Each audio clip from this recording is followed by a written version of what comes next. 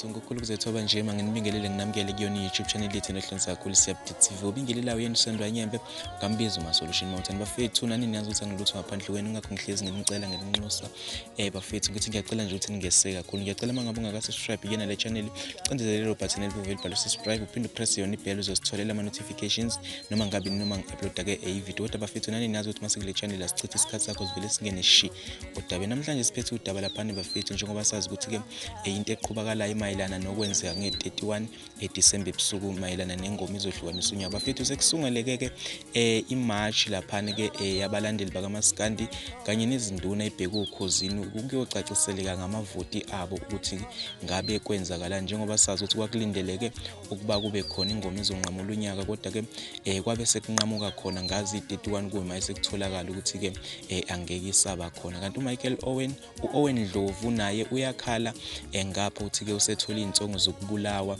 efonini kunabantu abamfonelayo bamsongele ukumbulala emva kwesenza kasenza sokuthi ke laphana ke amise ingoma ezonqamula unyaka ukuthi imenyezelwe khona laphana ukhosini. Bafethu siyazi ukuthi ziningi izinto ezenzakalayo, kodwa ke sifuna ukwazi isiphethe ukuthi ke ngabe kuyokwenzakala njengoba icala lagcina ke libekelwe uFebruary ukuthi isinqumo siyophuma khona lapho. Bafethu ngiyacela nje ukuthi ningeseke kakhulu kwami kusuke ngizokuvala khona lapha ngimodi kakhulu ngithi mangabe ungaka-subscribe ile channel ucindezele lo button elibomvu elibhalwe subscribe mina kwami kusuke ngikuvala khona la ngithi